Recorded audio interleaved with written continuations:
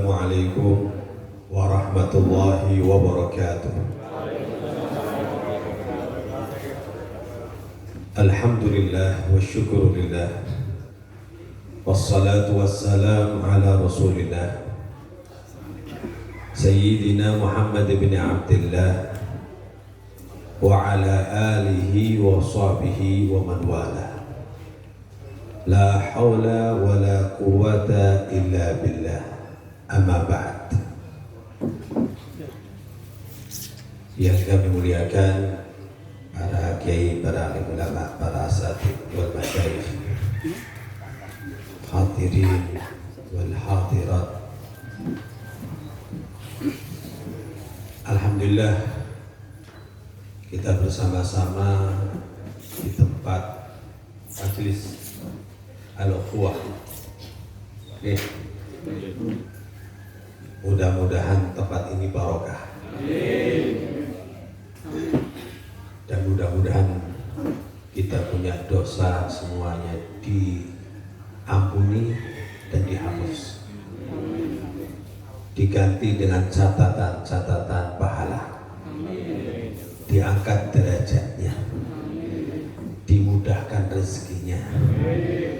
Dan mudah-mudahan kita hidup di dunia ini mendapatkan fitunya hasanah, sebagaimana yang kita harapkan dalam doa, Rabbana atina fid dunya hasanah wa fil akhirati hasanah wa qina adzabannar. Amin ya rabbal alamin. Kita selalu minta hasanah, betul Pak? Tapi kadang perbuatannya kita nggak hasanah, betul?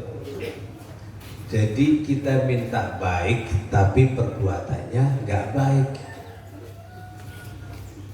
Terus kemudian mengeluh, kenapa hal ini terjadi? Maka dijawab sama Allah, kenapa terjadi? Ya karena ulahmu. Allah mengingatkan, zaharal fasadu fil barri wal bahri bima kasabat aydin nas. Rusaknya daratan, lautan itu disebabkan ulah tangan manusia. Tangan maksudnya perbuatan, baik karena kesengajaan maupun tidak ada kesengajaan. Karena manusia ini oleh Allah Subhanahu wa ta'ala dijadikan makhluk yang istimewa.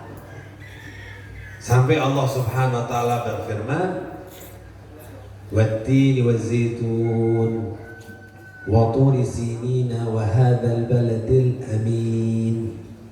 Laqad khalaqnal insana fi ahsani taqwim." Sebaik-baik bentuk.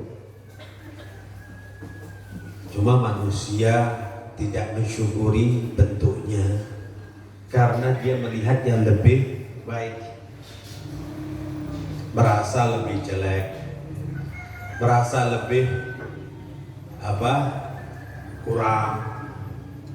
Ini disebabkan karena dia melihat yang lebih. Tapi kalau dia melihat yang di bawahnya, dia akan mensyukuri. Makanya penting kita lihat hewan, ke kebun binatang ya. Anak-anaknya kita tunjukkan itu loh, kelakuannya monyet kayak gitu, kelakuannya binatang. Atau binatang-binatang kadang di depan kita ada kucing, ada ayam, ya, dan lain sebagainya. Itu sebetulnya untuk bahan renungan buat kita. Kalau kita ini alhamdulillah manusia. Bahkan Al-Habib Abdullah bin Al-Haddad yang ngarang Ratib Al-Haddad, manusia itu sebetulnya dalam keadaan nikmat yang luar biasa.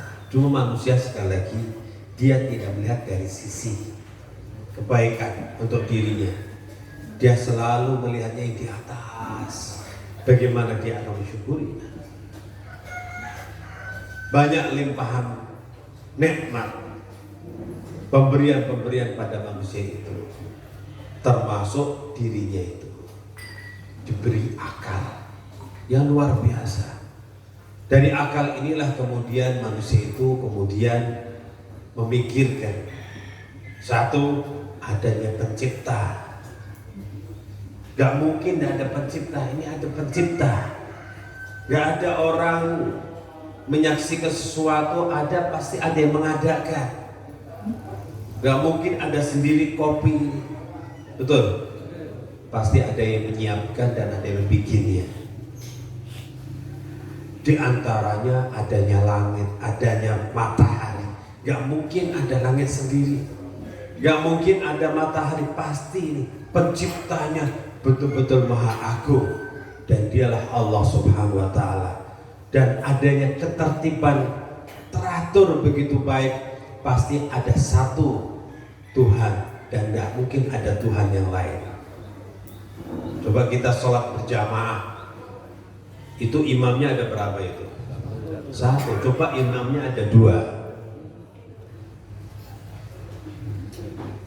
Kita naik mobil, sopirnya ada dua, gimana itu?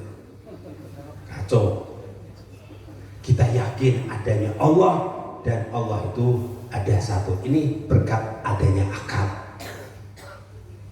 Dan dia Allah subhanahu wa ta'ala itu mengutus seorang nabi dengan kitabnya, yaitu Al-Quran. Gak mungkin gak ada aturan-aturan, gak mungkin gak ada kitab suci yang diturunkan kepada nabi pilihan, yaitu Nabi Muhammad SAW, sampai berapa tahun? 14 ya, 14 abad, luar biasa bertahan. Dan termasuk umat terbanyak di dunia ini adalah umat Islam, umatnya Nabi Muhammad SAW. Mudah-mudahan kita menjadi umatnya, diakui menjadi umatnya, dan termasuk umat yang terbaik. Amin. Mumpung Allah Ta'ala berikan kesempatan buat kita yang kemudian akan kembali kepada Allah Subhanahu Wa Ta'ala, ada waktu, ada kesempatan. Mudah-mudahan kenikmatan Allah Ta'ala yang berikan kepada kita, termasuk nikmat akal ini, betul-betul kita manfaatkan sebaik-baiknya. Amin. Maka alhamdulillah kita terima itu ajaran, kita yakin itu hak. Tuhan itu hak, Allah, Islam, agama itu hak. Gak mungkin hak, gak mungkin apa? Hoak. Tapi aneh, kita senang dengan hal-hal yang hoak itu. Senang-senang yang hoak. Yang hak ya kita baca. Tapi alhamdulillah pagi-pagi kita hadir di sini, kita akan membicarakan yang hak. Allahumma arinal haqq haqqa warzuqna ittiba'ah. Ya Allah, tunjukkan yang hak itu hak dan berilah kami ya Allah untuk mengikutinya. Wa arinal batila batila warzuqna ijtinabah. Ya Allah, tunjukkan yang batil itu batil, dan mudah-mudahan Allah Ta'ala berikanlah kami ya Allah untuk menghindarinya. Amin ya Rabbal. Quran hak. Alif Lam Mim Dzalikal kitabu la raiba fi. Alif Lam Mim, hanya Allah Ta'ala yang dimaksudkan, maksud daripada lafaz Alif Lam Mim. Dzalikal kitabu la raiba fi. Ini kitab tidak ada keraguan, hak. Ini adalah kalam dari Allah Subhanahu wa Ta'ala. Sampai manusia itu ditantang. Kalau ini betul-betul dari manusia, pasti manusia yang lain itu bisa membuat apapun. Kalau itu dari manusia, pasti ada yang membuat. Ada buku karangan siapa, 1 jilid mama, pasti datang orang lain 2 jilid, 3 jilid, hebat-hebatan. Betul Pak? Teknologi HP umpama hebat ini, nanti akan datang yang lebih canggih lagi, yang lebih bagus. Pesawat akan datang, teknologi yang lebih bagus lagi, yang lebih hebat lagi. Itulah kalau itu bikinan manusia. Syair, keluarkan 10 bait syair, nanti akan datang lagi 10, 20 bait syair. Itu kalau dari manusia. Makanya orang-orang Arab yang pakai akalnya, seperti Sayyidina Umar bin Khattab, begitu mendengarkan Al-Quran dari saudarinya, karena awalnya Amirul Mukminin Sayyidina Umar bin Khattab ingin mendatangi saudarinya, yang mana teman-temannya ngomong, kamu mau cari Muhammad, mau bunuh Muhammad, adikmu itu mengikuti ajaran Muhammad. Kalau nggak percaya coba datangi dia. Ternyata adiknya beserta iparnya, suami adiknya sudah pada masuk Islam. Dan saat mau ditemui, Sayyidina Umar bin Khattab mendengarkan lantunan Quran yang dibaca oleh adiknya itu. Maka Sayyidina Umar yakin ini bukan kalam, bukan omongan manusia, tapi ini adalah kalamullah, omongan Allah. Disinilah Pak keutamaan orang alim. Tapi orang alim yang nggak punya kepentingan, yang nggak punya nafsu.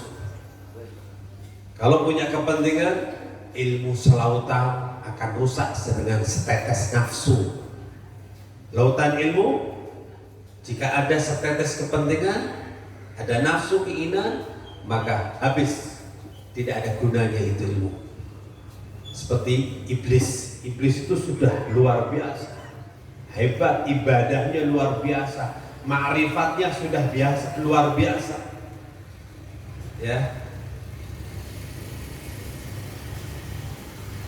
Ma'rifatnya luar biasa, tetapi punya keinginan, ada setetes nafsu. Apa keinginannya? Aku ingin menjadi orang yang paling nomor satu, jangan ada orang yang lebih daripada saya.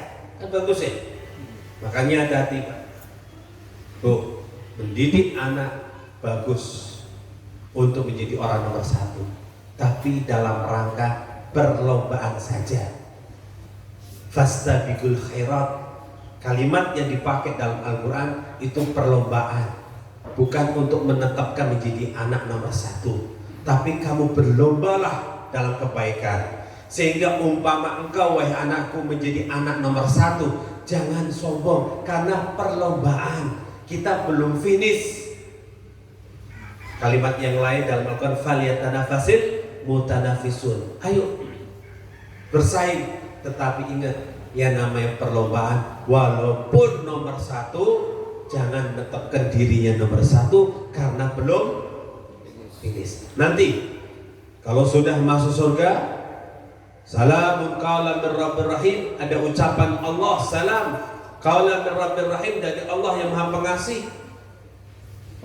Maka saat itu baru bersyukur dirinya nomor satu. Tapi kalau di dunia, walaupun ilmunya luar biasa, walaupun ma'rifatnya luar biasa, walaupun ibadahnya luar biasa, nanti ini masih perlombaan, masih diyakini yang lain bisa mengejar dirinya.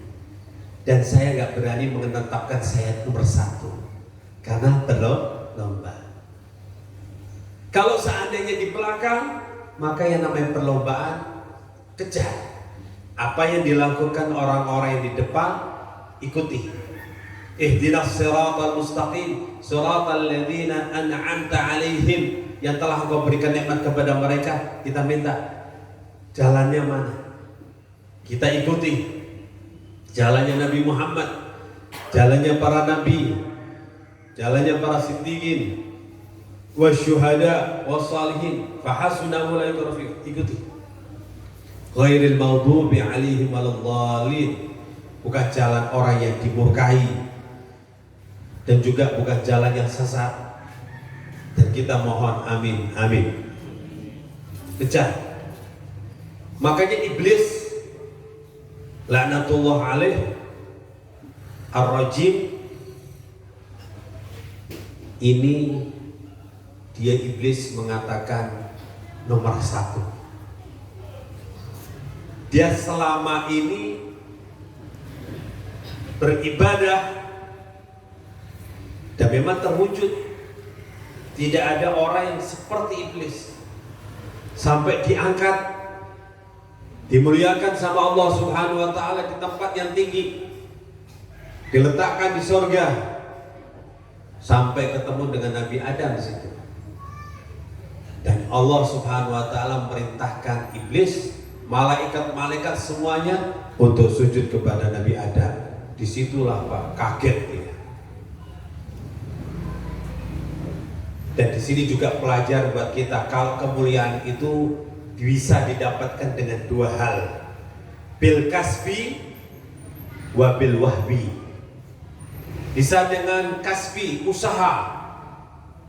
Kita meraih kemuliaan dengan usaha, yaitu dengan ilmu, kemudian diamalkan dan istiqomah, sabar terus, pasti mencapai kedudukan yang tinggi. Bil kasbi, menjadi kekasih Allah, termasuk auliyaihi wa asfiyaihi, termasuk menjadi orang-orang yang dicintai Allah Subhanahu wa taala. Tapi ada orang tanpa kasab. Nabi Adam alaihissalam diberi ilmu langsung dari Allah. Fa'allama Adam al-asma'a kullaha. Allah kasih ilmu, semuanya ilmu, semua pengetahuan, semua ma'rifat diberikan kepada Nabi Adam. Menjadi manusia yang mulia, ya, yang dipersiapkan nanti di muka bumi ini menjadi khalifah fil ardh. Nah, memang tujuannya nanti di muka bumi ini menjadi khalifah fil ardh. Apa artinya khalifah? Dia nanti tampil di muka bumi ini menjalankan apa yang Allah Ta'ala turunkan, Allah Ta'ala berikan ilmu, sehingga nanti di muka bumi ini menjadi rahmatan lil alamin. Karena ilmu Allah adalah rahmah, ilmu Allah Subhanahu wa taala adalah kasih sayang. Kalau seandainya kita mendapatkan ilmu Allah, kita dapati sesuatu yang tidak baik, bukan ilmunya Allah, tapi orangnya ini gak bisa menjadi khalifah fil ardh, gak bisa menjadi khalifah fil ardh. Nabi Adam dipersiapkan. Begitu mulia Nabi Adam, luar biasa, sampai malaikat pun tidak bisa seperti Nabi Adam, tidak bisa menyebutkan ilmu yang Allah Ta'ala perintahkan untuk menyebut. Nabi Adam bisa. Maka Allah Subhanahu wa taala perintahkan untuk sujud kepada Nabi Adam. Iblis kaget. Dia punya usaha, ternyata dianggap sia-sia, dianggap dia. Padahal enggak sia-sia. Ini hikmah. Ini pelajaran. Disinilah akalnya jadi rusak kalau seandainya dia itu punya ada nafas, punya keinginan. Muncullah hasud, muncullah kedengkian. Kemudian iblis aba wastakbar, sombong, enggan dan sombong. Kenapa enggan? Dia itu nggak mau sujud kecuali kepada Allah. Dia nggak mau menghormati kecuali kepada Allah. Mulai sekarang nih Pak, paham iblis muncul. Dia ingin menjadi atqakum, inna akramakum indallahi atqakum. Betul ayatnya, cuma yang di otaknya yang nggak bener. Sesungguhnya paling mulia di antara kalian adalah yang paling takwa. Betul. Tapi ingin yang penjelasan yang pasti, atqakum siapa? Itu adalah Nabi Muhammad SAW. Tafsirnya adalah Nabi Muhammad. Kalau kita nggak tahu siapa yang paling takwa, karena at-taqwa hahuna, takwa itu di sini bukan penampilan banyak sholatnya, banyak tasbihnya, baca Quran. Kita nggak tahu Pak. Barangkali dia nggak kelihatan sholat, dia sholat di rumahnya. Dia sholat 5 waktu di masjid, tapi qobliyah ba'diyahnya di rumah. Malah Nabi Muhammad memang begitu, qobliyah ba'diyah itu di rumah. Afdal di rumah. Cuma bisa nggak jenengan sholat qobliyah ba'diyah di rumah? Karena nggak bisa, kita di masjid. Sehingga kita ini sholat di masjid itu malah yang kalah dengan mereka yang pulang. Jangan-jangan mereka sholatnya seperti Nabi, yaitu di rumah. Rasulullah Pak. Bahkan kalau kita ini di Mekah, padahal sholatnya di Masjidil Haram itu lebih afdal 100.000 kali.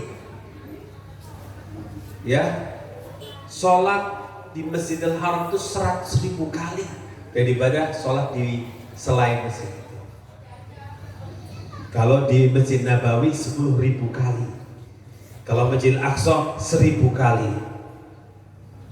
Tetapi untuk soal sunnah qobliyah ba'diyah itu afdal di rumah. Cuma jarang ini penjelasan semacam ini didengar. Dia qobliyah ba'diyah di Masjidil Haram, padahal pulang afdal. Atau sholat di situ, sholat lagi. Cuma masalahnya bisa nggak kalau pulang itu melaksanakan? Berisik di rumah Pak, banyak TV, banyak berisik.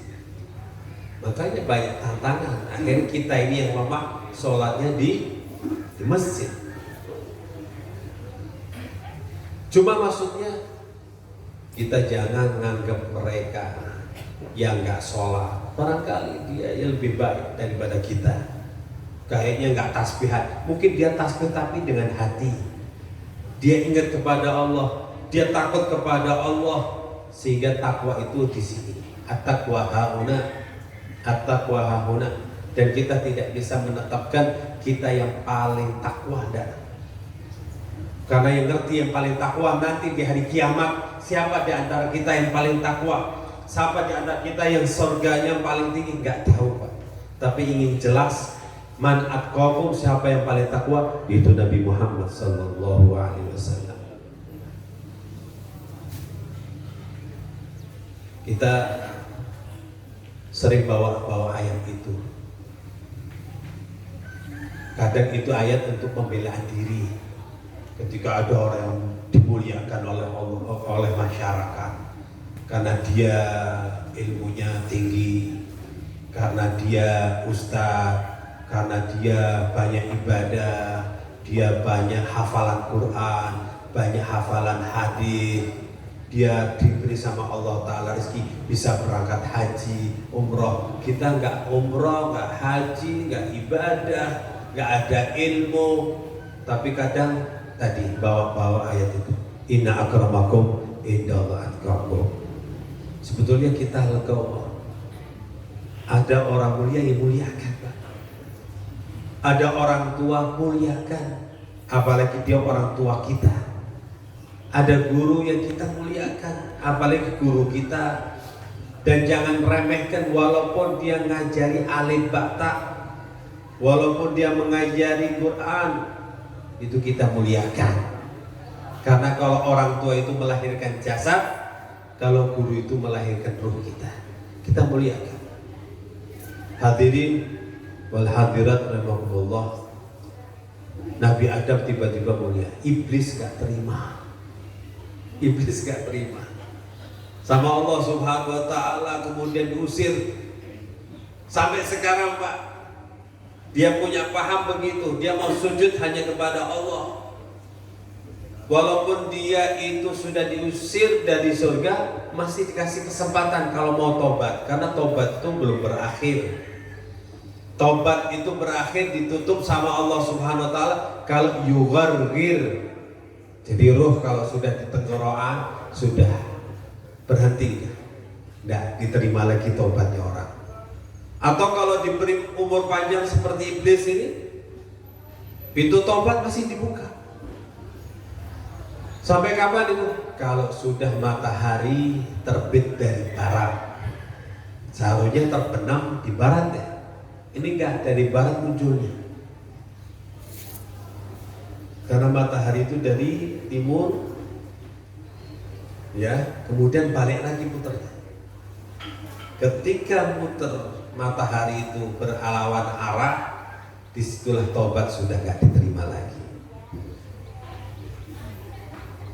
Mudah-mudahan Allah Ta'ala menerima tobat kita. Jangan ditunda-tunda itu tobat. Karena Allah Ta'ala berfirman, wasari'u, cepatlah, wasari'u ila maghfiratin min rabbikum. Cepat-cepat, jangan ditunda. Kapan cepat? Sekarang. Jangan nanti ya, kalau pulang, nanti kalau nanti malam, nanti kalau Ramadan, nanti saya tobatnya nanti kalau sudah kaya, enggak. Saya tobatnya nanti kalau udah miskin, enggak. Karena begitu, yang kaya nunggu miskin, yang miskin nunggu kaya.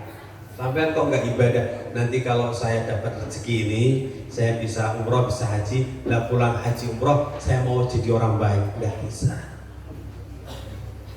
Sekarang wasari'u ila maghfiratin min rabbikum wa jannatin 'arduhas samawati wal ardh u'iddat lil muttaqin. Cepat-cepatlah kepada ampunan Tuhanmu dan cepat-cepat meraih surgamu. Kita ini depan kita mau ke surga, mau ke neraka. Karena kita ini melek hidup di dunia ini, 3 hal yang dihadapi. Perintah Allah kita kerjakan, yang sunnah apalagi yang wajib, atau kita tinggalkan, rugi. Atau larangan-larangan Allah yang harus kita tinggalkan, baik yang makruh apalagi yang haram, kalau tidak rugi. Kalau tidak kita ke kiri. Dan yang ketiga, kita menghadapi takdir. Saya ulangi ya Pak, Bu, kita ini melek ini di dunia ini 3 hal toh. Perintah baik sunnah apalagi yang wajib. Kalau enggak kita ke kiri itu.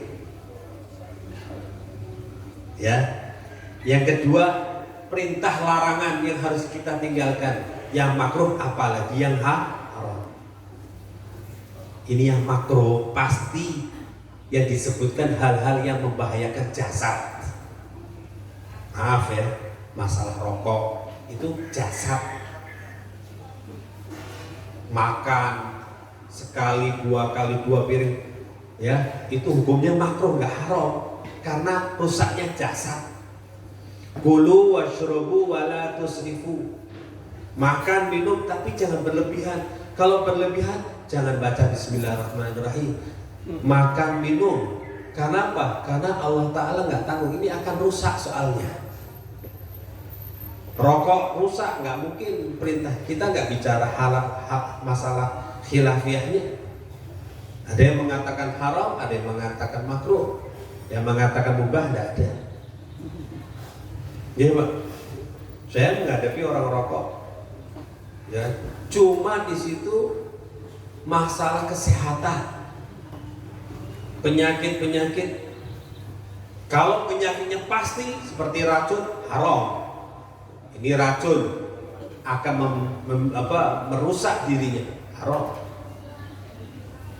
Tetapi kalau membahayakan nanti di akhirat, yang menyebabkan dia su'ul khotimah, yang menyebabkan dia itu masuk neraka, hukumnya haram. Akan babi, ya, makan makanan zatnya halal tapi punya orang lain dimakan. Zatnya halal tapi dimakan karena miliknya orang lain, karena ini akan menyebabkan siksaan di neraka, hukumnya haram. Dan hati-hati kalau makan barang haram. Man akal haram asad jawarihu sya'a am aba. Siapa yang makan barang haram, mau nggak mau, jasadnya pasti ingin melakukan hal-hal yang maksiat. Makanya kalau ingin maksiat, ya makan apa ini? Jangan-jangan saya makan barang haram. Maka cepat wasaru ila maghfiratin min rabbikum, kepada ampunan Allah Subhanahu wa taala. Tadi Melaksanakan perintah sekalipun yang sunnah, apalagi yang wajib. Meninggalkan larangan yang makruh, apalagi yang haram. Dan yang ketiga, menghadapi takdir Allah. Kita minta kepada Allah, mudah-mudahan takdir yang baik turun kepada kita. Mudah-mudahan takdir yang baik. Begitu kejadian ya, qadar itu sudah terjadi, itu takdir. Kalau qadha masih tulisan. Dan kita minta kepada Allah, apalagi ada pengumuman al-qadha la yurad illa bidu'a, wa fi riwayah al-qadar la yurad illa bidu'a. Semua ketetapan yang Allah tetapkan ya tidak bisa ditolak kecuali dengan doa. Nah, bagaimana dengan takdir kubra? Bukan urusan kita, urusan Allah. Yang jelas di hati saya, hati kita orang mukmin, bahwasanya Allah Maha Pengasih lagi Maha Penyayang. Surat pertama yang kita baca, ayat pertama yang kita baca, Bismillahirrahmanirrahim, dengan menyebut nama Allah Maha Pengasih lagi Maha Penyayang. Bagaimana kalau hati kita takut, jangan-jangan Allah Ta'ala takdirkan? Itu bukan urusan kita, urusan Allah. Tapi Allah mengumumkan, Allah Ta'ala mengajak untuk berdoa. Ud'uni astajib lakum, doalah kepadaku, mintalah kepadaku, aku kabulkan. Jadi kalau khawatir diri kita ini min ahli nar, dari api neraka, ya minta kepada Allah supaya Allah Ta'ala merubah keadaan kita. Dan mudah-mudahan Allah Ta'ala menerima doanya kita, istighfarnya kita. Apalagi Allah berjanji, ud'uni astajib lakum, berdoalah kepadaku, aku kabulkan. Kita minta kepada Allah, ampunilah dosa-dosa kita. Apalagi bulan Rajab, bulan istighfar. Dan kita minta kepada Allah, mudah-mudahan diterima doanya kita. Apa di antara tanda-tanda doanya kita diterima? Tanda-tanda doanya kita diterima, ampunannya kita diterima, ada perubahan. Di hati kita ada rasa takut untuk tidak mengulangi perbuatan itu. Yang penting istighfar, bertobat itu 3 hal. Di dalam hatinya adanya nadam, penyesalan. Yang kedua adanya azam, adanya tekad ya untuk tidak mengulangi. Dan yang ketiga ikhlas, mencabut, tidak ada mau ikuti mengulangi, mencabut perbuatan itu. Kalau hubungan dia dengan manusia, tambah lagi untuk mengembalikan haknya. Inilah istighfar yang benar. Wasalu ila maghfiratin min rabbikum, untuk meraih surga Tuhan. Ardhus samawati wal ard, yang luasnya langit-langit dan bumi. Ada apa kita pikirannya ingin tanah, sampai usianya 60, usia 70 masih mikirnya tanah. Padahal manusia itu punya kaplingan 2x1 saja, Mas. Gak mungkin orang punya tanah 2 hektar mau dimasukkan kuburannya 2 hektar, gak mungkin. Yuk khot guluh yuk sabtu, diambil semua, dihisap semuanya, rebutan buat anak-anak. Tapi mudah-mudahan anak kita anak-anak yang berbakti, membuat kita senang di dunia dan senang di akhirat. Amin. Lebih baik kita cepat untuk menerima surganya Allah. Ardhus samawati wal ard, seluas langit-langit dan bumi. U'iddat lil muttaqin, itu dipersiapkan bagi orang yang bertakwa. Siapa orang bertakwa? Alladzina yunfikuna fis sarra'i wal dharra'i wal kadhimina al ghaidh wal 'afina nas wallahu yuhibbul muhsinin. Itu orang-orang yang mendermakan. Kalau soal ibadah, sholat, puasa, iya itu baik. Cuma kadang orang lupa. Selain itu, orang bertakwa itu yunfikuna fis sarra'i wal dharra'i. Karena orang itu menganggapnya sholat, puasa, dia merasa bertakwa. Nanti dia bertakwa, bajunya takwa, di masjid takwa, ya kan? Menganggapnya sudah takwa nanti. Betul, itu sholat, puasa, mengerjakan perintah Allah, betul. Tapi ada kalimat alladzina yunfikuna fis sarra wal dharra'i, yaitu orang yang yunfikuna, membelanjakan, mengeluarkan hartanya fis sarra wal dharra'i, di waktu sarra ketika dia punya harta, wal dharra' di waktu dia nggak punya harta. Banyak dengan banyaknya dia infak, sedikit sekarang dengan sedikitnya dia infak. Jangan sama sekali nggak infak. Dulu dia keluarkan 100 juta waktu dulu kaya, bantu pondok, bantu masjid 100 juta dulu kaya. Sekarang saya nggak kaya, saya mau keluarkan 100 ribu, keluarkan 100 ribu, jangan malu. Dulu 100 juta, masa 100, biarkan. Dulu banyak, kita keluarkan banyak, masih dibeli amanat harta yang banyak. Sekarang saya sudah nggak kaya, maka saya keluarkan 100 ribu, maka saya keluarkan 10 ribu. Jangan malu, jangan malu, tetap. Bahkan dikatakan as-sadaqah, ya, anfik ma fil jab ya'tika ma fil ghaib. Keluarkan yang di saku kita, maka akan datang dari yang tidak disangka dari Allah Subhanahu wa taala. Ada kalimat lagi, istanti rizq bisadaqah, pancinglah rezeki itu dengan sedekah. Artinya dengan sedekah itu walaupun sedikit, itu nanti akan mengundang rezeki-rezeki yang lain, termasuk rezeki nanti di akhirat. Alladzi yunfikuna fis sarra wad dharra'i wal kadhimina al ghaidha, yang menahan marah. Itu orang bertakwa. Jangan suka sholat, puasa, ibadah-ibadah tetapi ngamuan, Pak. Terutama hati-hati di keluarga. Hadir pengajian, sholat, puasa, tapi di rumah ditakuti istri, ditakuti anak-anak. Hati-hati, tanggung jawab di yaumul kiamah. Nabi SAW mengatakan bukan khairukum orang yang paling banyak sholat, khairukum yang paling banyak, sebaik-baiknya kalian banyak ngaji. Dan Nabi Muhammad SAW menegaskan khairukum linisa wa ana khairukum linisa'i, sebaik-baiknya kalian yang paling baik dengan wanita-wanita, aku yang paling baik dengan wanita. Wa fi riwayah khairukum li ahli wa ana khairukum li ahli, sebaik-baiknya kalian orang yang paling baik dengan keluarganya, dan aku adalah yang paling baik dengan keluarga. Yang dikangeni sama istri. Kira-kira jenengan pulang dikangeni sama istri enggak?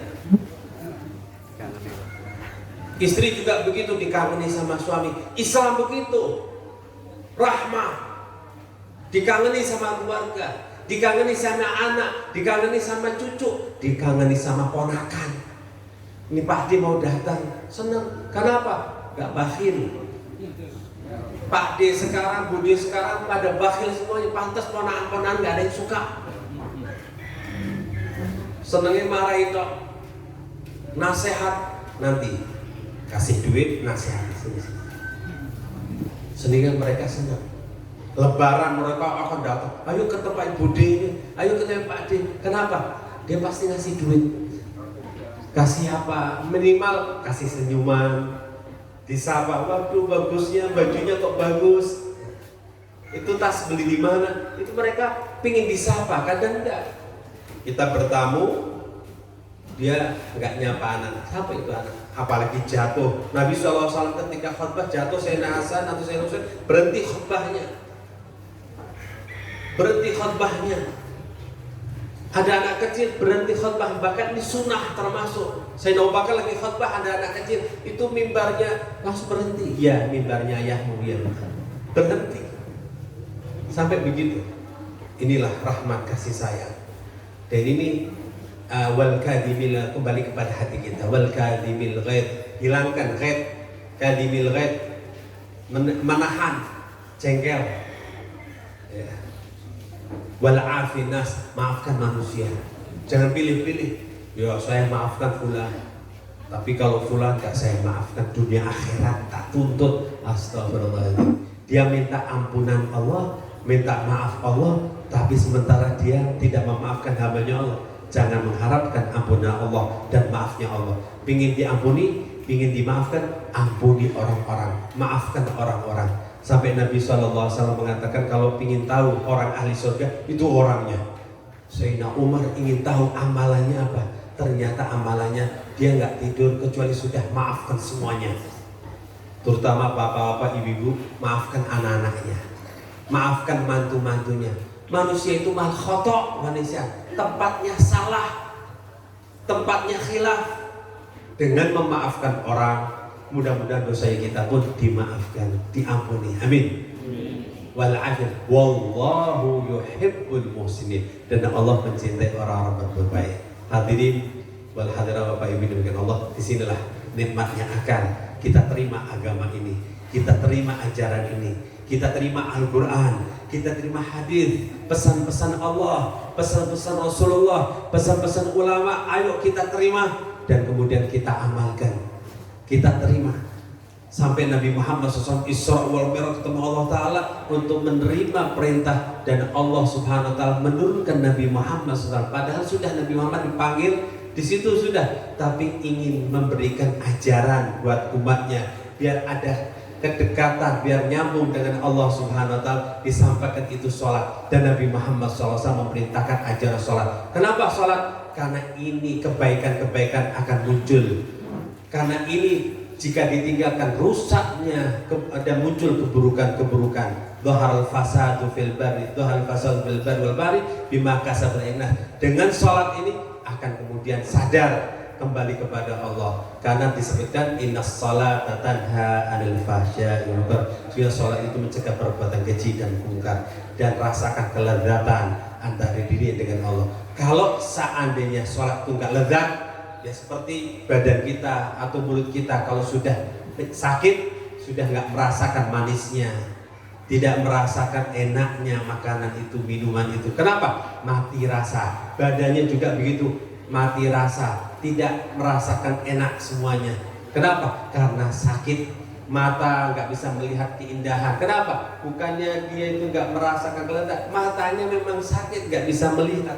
Coba ketika matanya itu dibuka, melihat kenikmatan indahnya pesona alam, melihat kenikmatan, ya, merasakan lezatnya minuman, lezatnya makanan, karena hidup. Demikian juga kalau kita hati hidup merasakan kelezatan ketika munajat kepada Allah Ta'ala. Mudah-mudahan Allah SWT berikan kelezatan ini, dan mudah-mudahan akal kita yang Allah Ta'ala berikan kepada kita, dan itu kemuliaan manusia, mudah-mudahan betul-betul nyata, betul-betul kita berakal, sehingga kita semuanya mendapatkan keselamatan di dunia dan keselamatan di akhirat. Amin ya rabbal alamin. Al-Fatihah. Syaitanirrajim. Bismillahirrahmanirrahim.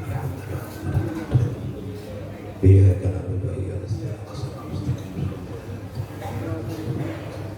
Allahumma haqqil Fatihah wa bisil Fatihah wa bi barakatil Fatihah.